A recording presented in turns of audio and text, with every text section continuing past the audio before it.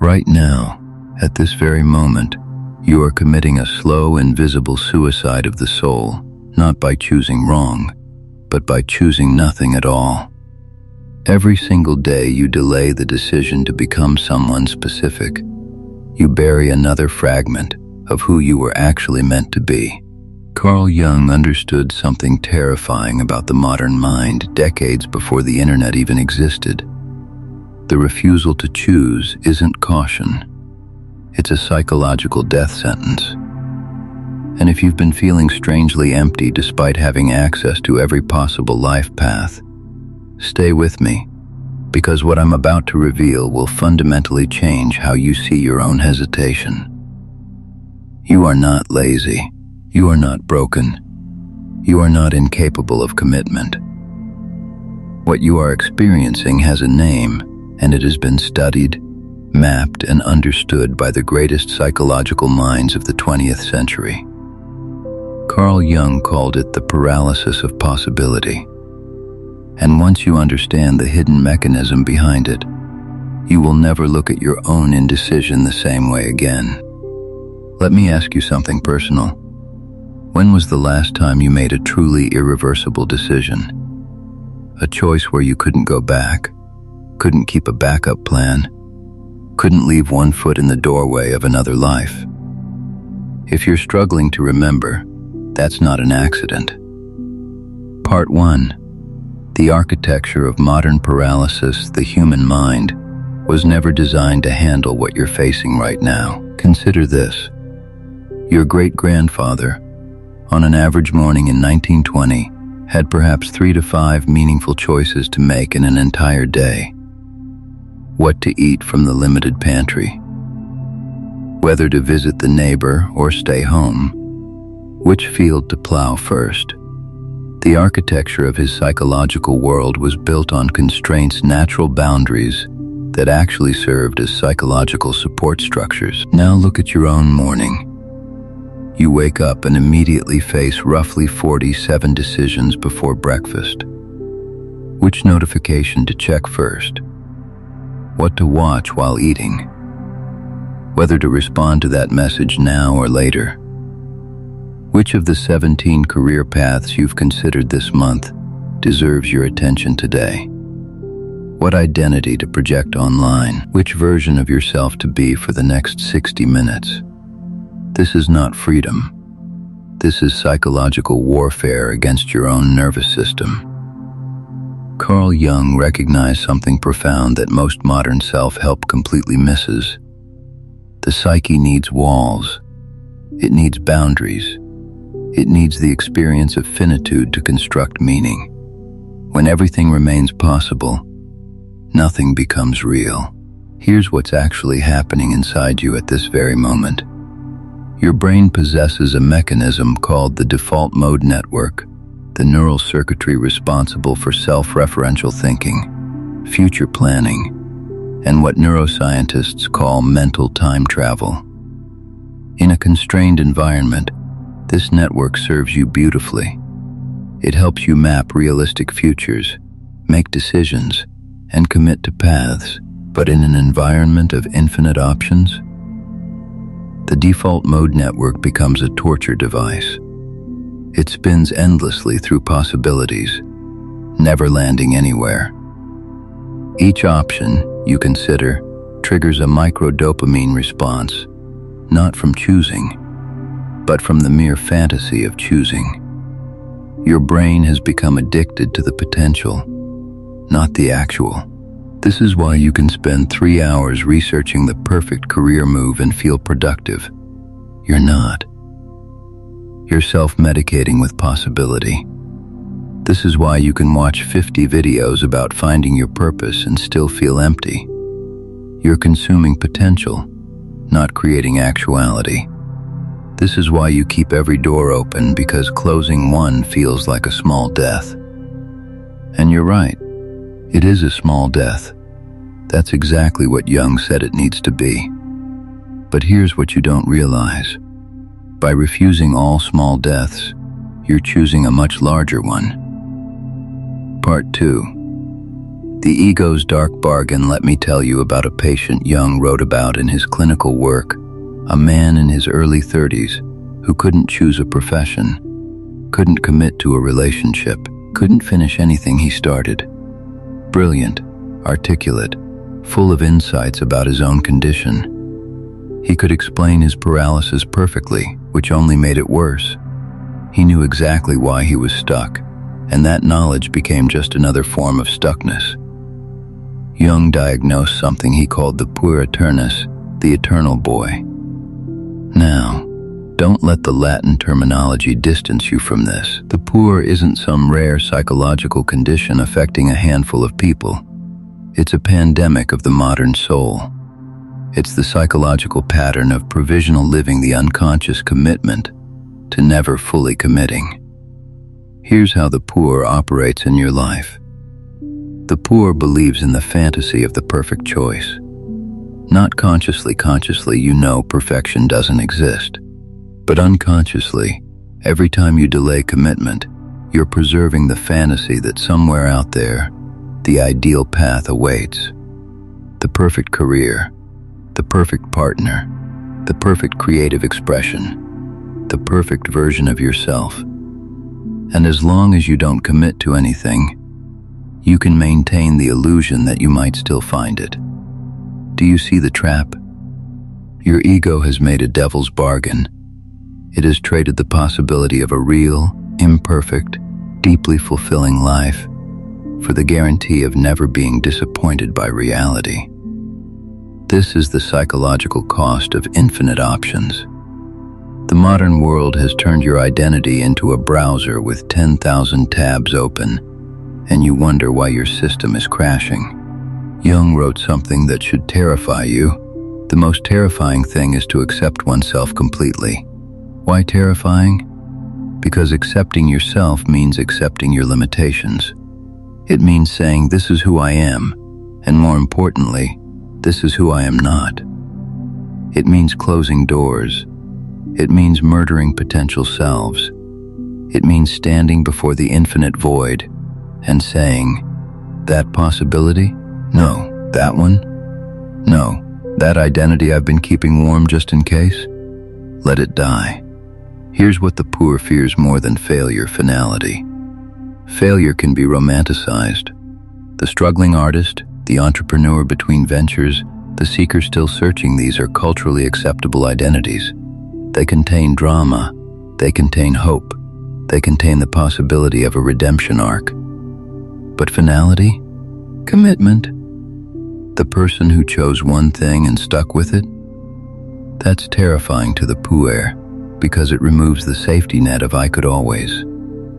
Let me ask you a question that might hurt. How many of your current options aren't real options at all? They're emotional security blankets dressed up as possibilities. How many careers, relationships, creative projects, and identities are you keeping on life support, not because you'll ever actually pursue them, but because letting them die would mean confronting the reality that you've wasted years preserving corpses?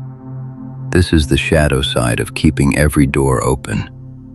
Behind each door isn't a vibrant alternate life waiting to be lived. Behind most of them is a skeleton, a possibility you've kept artificially breathing long past its natural death. Part 3. The necessary murder. Now we arrive at the most difficult truth Jung ever articulated about the process of becoming real. You must become a murderer of possibilities. I'm not being dramatic. The language is deliberate. Jung described individuation, the process of becoming who you truly are, as requiring the symbolic sacrifice of your other potential selves. Not ignoring them, not postponing them, sacrificing them. Think about what happens when you actually choose a career. The moment you sign the contract, accept the position, or fully commit to the entrepreneurial path, something dies. The doctor you might have become, the musician, the scholar, the craftsman, all those identities that lived in the realm of fantasy now face execution. This is not a metaphor for Jung. This is a psychological reality. Those potential selves had psychic energy invested in them. They occupied space in your unconscious. They consumed your attention, and when you choose, you withdraw that energy and redirect it into one living identity, rather than 20 imagined ones. But here's what Jung understood that changes everything. Those sacrificed selves don't simply vanish. They are integrated. Their energy isn't destroyed, it's absorbed into the self you've chosen. The doctor you doesn't disappear. His precision and analytical capacity merge into whatever path you walk. The musician you doesn't die. Her creativity and emotional attunement become part of your actual life. The scholar you isn't lost. His depth and curiosity enrich your daily experience. This is the alchemy of individuation. The uncommitted person scatters their soul across 100 imagined lives and experiences none of them fully. The committed person concentrates the energy of all their sacrificed possibilities into one life that contains the depth of many. Do you understand now why you feel so thin, so spread out, so strangely absent from your own existence? You've been trying to be everyone, and in that attempt, you've become no one. Jung's concept of individuation is frequently misunderstood. It's not about finding yourself in the sense of uncovering some pre-existing blueprint. It's about constructing yourself through the conscious choices of what to include and what to sacrifice. The word decide comes from the Latin decidere, literally meaning to cut off. Every genuine decision cuts something away. If your choices aren't cutting anything, they aren't real decisions, they're preferences. Preferences keep options alive. Decisions perform the necessary amputation. And here's the brutal truth. The amputation is going to hurt, whether you do it consciously or let it happen through atrophy and time. The difference is that conscious sacrifice produces meaning, while passive decay produces only regret. Part 4. The daimon, and the distraction. So, how do you know which path to commit to? How do you distinguish between a genuine calling and a societal expectation dressed up as destiny? Jung had a word for this. The daimon, not demon daimon, the ancient Greek term for an inner spirit, a guiding force, a personal genius that whispers directions from the depths of the psyche. Jung believed each person carries a unique daimon, an inner voice that knows what you're meant to become, even when your conscious mind has no idea. The problem is, you can barely hear it anymore. Your daimon speaks in whispers, in hunches, in those quiet moments of inexplicable knowing that arise when you're not performing, not scrolling, not consuming, not drowning in the noise of other people's expectations. But you live in a world designed to drown out whispers. Every notification is someone else's agenda interrupting your own. Every algorithmic feed is training your attention to respond to external stimuli rather than internal direction.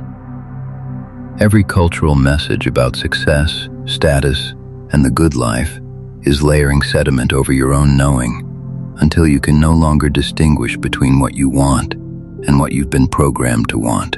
Jung would have recognized social media as a massive projection field, a place where we externalize our unintegrated selves and then become enslaved to managing those projections. Your online identity isn't you. It's a persona, a mask, a carefully curated fragment. And the more energy you invest in maintaining that persona, the less energy you have for the actual work of individuation. Let me give you a framework for beginning to hear the daimon again. First, observe your envy. Not the petty envy of wanting someone's car or house. The deep envy. The kind that feels like a knife in your chest when you see someone doing work that matters, living a life that feels authentic, embodying a purpose that radiates from their very being. That envy is your daimon screaming. The things that trigger your deepest envy aren't random. They're mirrors. They're showing you what your own psyche wants to become, but has been too afraid to pursue. Every person whose existence makes you feel strangely inadequate is holding up a photograph of your own unlived life. Second, track your spontaneous attention. Not what you think you should be interested in, what actually captures you. What do you read about when nobody's watching? What conversations make you lose track of time? What problems do you find yourself solving in your head while you're supposed to be paying attention to something else? Your daimon communicates through attraction, through fascination, through the subjects that light you up from the inside, while the world around you fades away. Third, and this is the hardest one, notice what you're afraid to want. The thing you've been too scared to admit even to yourself. The desire that feels too grandiose, too unrealistic, too exposing. The ambition that makes you feel naked and foolish just thinking about it. That's the daimon too, maybe especially. Because the daimon doesn't speak through comfort. It speaks through the terrifying pull towards something that matters so much that failing at it would break you. That's precisely why you've been avoiding it. And this brings us to the most practical question of all. Once you begin to sense the direction, how do you actually walk it in a world designed to fragment your attention? Part 5. The discipline of sacred limitation. Here's where most spiritual and psychological teachings fail you. They tell you to find your purpose as if it's a lost object hiding under the couch cushions of your psyche. They tell you to follow your passion as if passion is a GP's coordinate, rather than something that emerges from committed action. Jung knew better. He understood that meaning isn't found, it's made. And it's made through the specific act of choosing limitation. Let me give you a concrete example that has nothing to do with career or life purpose. Because sometimes the simplest metaphors reveal the deepest truths. Consider a painter facing a blank canvas. The blank canvas is pure potential. It could become anything. A landscape, a portrait, an abstract expression of grief or joy or confusion. Every style, every color, every subject is possible in that moment, before the first brushstroke. And many amateur painters never make that first stroke, because the infinite possibility paralyzes them. But the master painter understands something the amateur doesn't. The first stroke isn't a commitment to the final painting, it's a commitment to the process. The limitation creates the conditions for creativity. By choosing one color, one line, one direction, the painter isn't destroying possibility, they're transforming it from abstract potential into concrete reality. Your life works exactly the same way. When you refuse to make the first stroke, the first committed decision, you're not preserving possibility. You're preventing it from ever materializing into anything you can actually experience. So what does intentional limitation look like in practice? It means declaring, for the next 2 years, I am a score. Fill in the blank. Not forever, not for your entire identity, but for a meaningful chunk of time, you're going to stop entertaining alternatives and pour yourself completely into one direction. It means removing the backup plans, not burning bridges out of recklessness, but removing the psychological safety nets that prevent full commitment. The side hustle you keep just in case, the relationship you maintain as a fallback, the alternative identity you keep polished and ready. It means embracing what the philosopher Søren Kierkegaard called the purity of heart that wills one thing, not 5 things, not 17 things with a primary focus. One thing at least for this season of your life. Now your ego is probably screaming right now. It's listing all the reasons this is dangerous. What if you choose wrong? What if you miss out? What if the other path was better? Listen carefully to Jung's response to this fear. You cannot choose wrong if you're choosing from your daimon, not because the daimon guarantees external success, it doesn't, but because the purpose of choosing isn't to guarantee outcomes. The purpose is to live, to actually inhabit a life rather than perpetually audition for one. The person who commits to the wrong path fully will learn more, grow more, and become more than the person who commits to nothing while waiting for the right path to appear.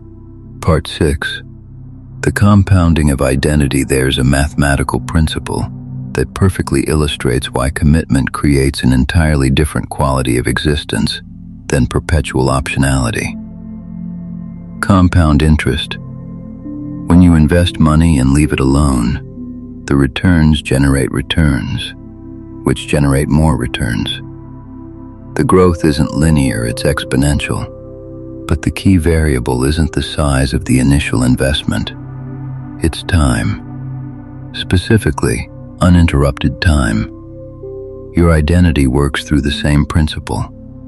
Every skill you develop deepens the next skill. Every insight builds on the previous insight. Every relationship that goes through difficulty and survives becomes richer than any new relationship could be. Every creative project teaches you something that makes the next project better. But here's the catch. You only get the compounding if you stay invested.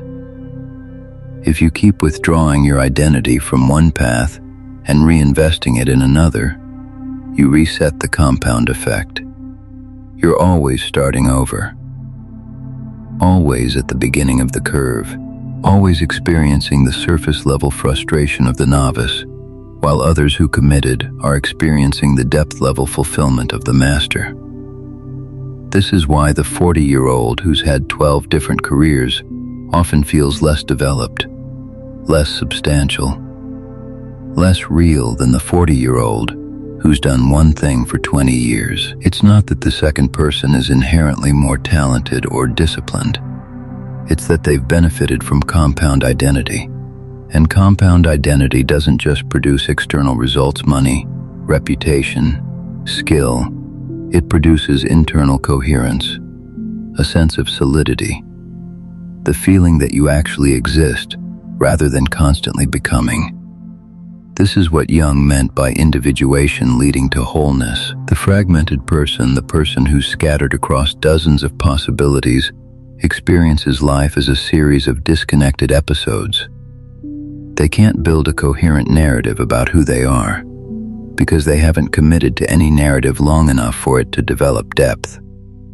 The individuated person has chosen a story and lived into it, not because the story is perfect or complete, but because living into a story transforms you in ways that shopping for stories never can. Part 7. The funeral of possible selves. I want to offer you something practical now. Something you can do in the next 24 hours that will begin the process of psychological consolidation. This is not a cute exercise. This is shadow work. It will feel uncomfortable. That's how you'll know it's working. I want you to hold a funeral for your other selves. Literally, symbolically. Take it seriously. Sit down with a journal, actual paper, not a screen, and list every identity you've been keeping on life support. Every alternate version of yourself that you've been preserving, just in case. The musician you might still become at 35.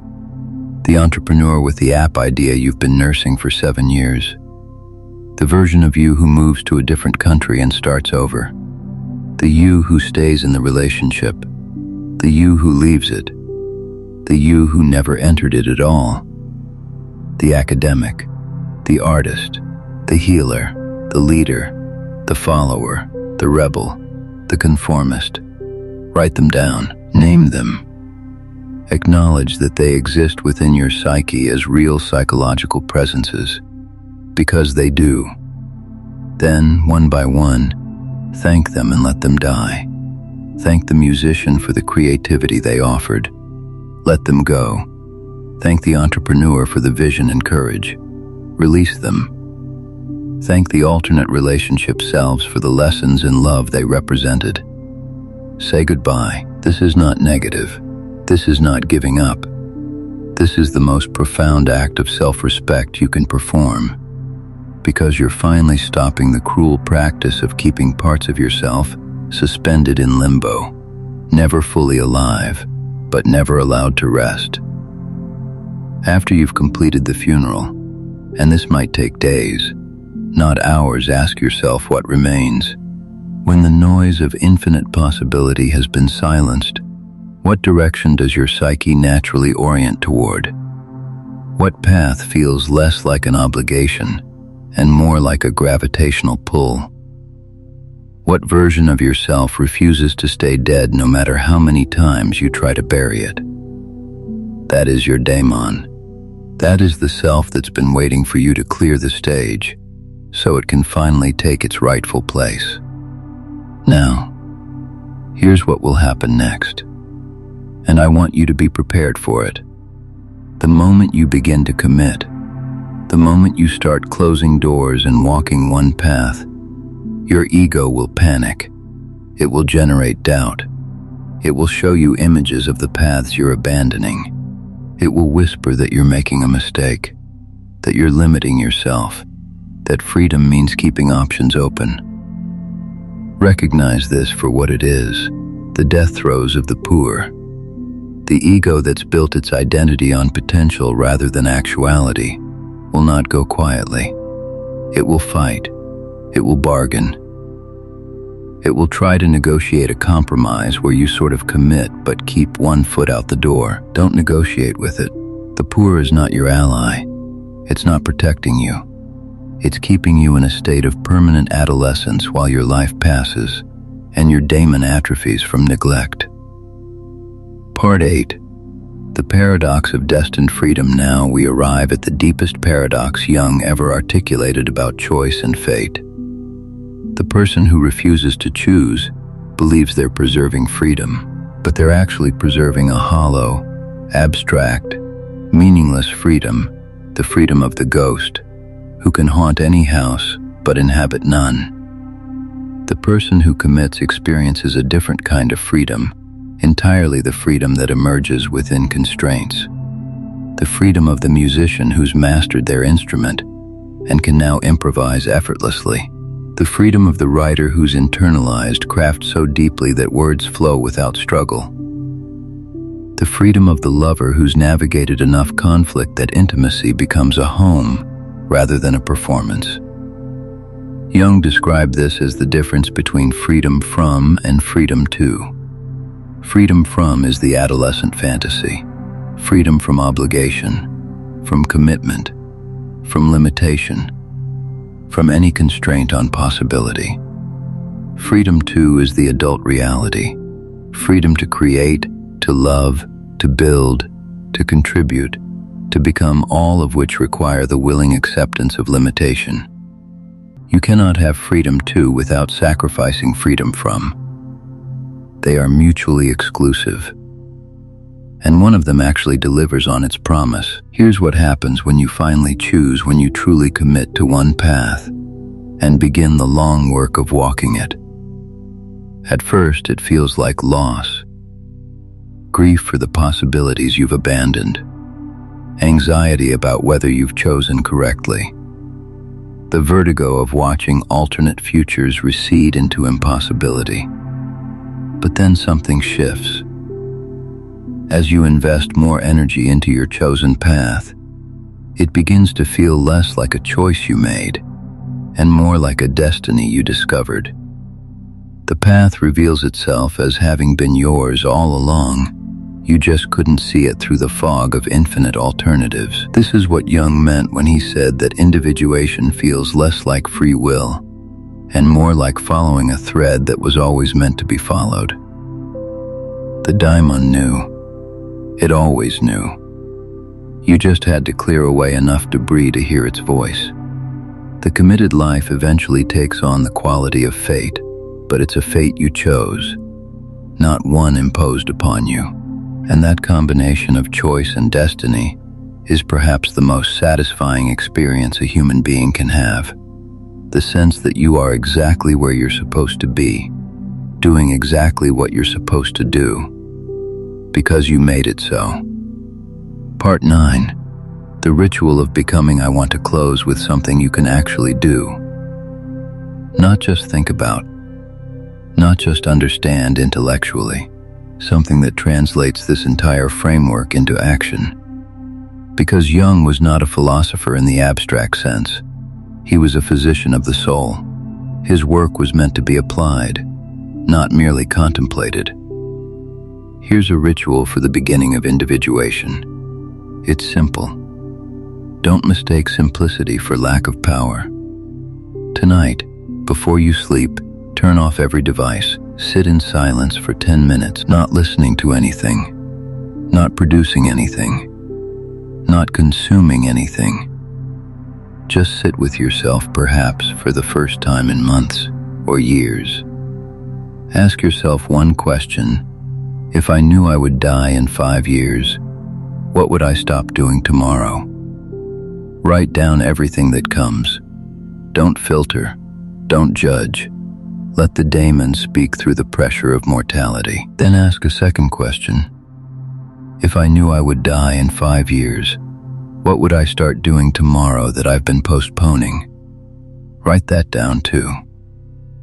Now look at your 2 lists. The first list, the things you'd stop, those are the corpses you've been keeping animated. The relationships maintained out of obligation. The projects pursued for status. The identities maintained for safety. The time wasting that fills the void where purpose should be. The second list, the things you'd start, those are the whispers of your daimon. The call toward life. The direction of your individuation. The path that's been waiting beneath all the noise. You don't need to overhaul your entire existence tomorrow. Individuation is not revolution, it's evolution. But you do need to start. Choose one thing from the first list and eliminate it this week. Choose one thing from the second list and begin it this week. Small, concrete, real. The size of the action doesn't matter. The commitment does. Because commitment even to something small is the antidote to the paralysis of choice. It's the first symbolic murder of a possible self. It's the first brushstroke on the canvas. It's the first step on a path that, walked long enough, becomes a destiny. Closing. The death that brings life. Carl Jung lived to be 85 years old. He wrote over 20 volumes of collected works. He treated thousands of patients. He mapped the architecture of the human psyche with a depth and precision that remains unmatched. And near the end of his life, he was asked what he had learned about the secret to a meaningful existence. His answer was characteristically direct: the willingness to be oneself completely, which requires the courage to stop being everything else. That's the whole teaching. The paralysis you feel isn't a sign that you're broken. It's a sign that you're at the threshold of something real. The fear of choosing isn't weakness, it's the appropriate response to the gravity of what choice actually means. You're not supposed to commit lightly. You're supposed to commit with the full awareness that you're performing a sacred sacrifice. But you are supposed to commit. Because on the other side of that sacrifice is not loss but fullness. Not limitation but expansion. Not death, but the strange, unexpected, hard-won aliveness that only comes when you stop trying to be everyone and finally become someone. Your other selves are waiting for their funeral. They've been waiting a long time. They're exhausted from being kept half alive, neither fully realized nor fully released. They're ready to be integrated into the one self that will actually live. The question is,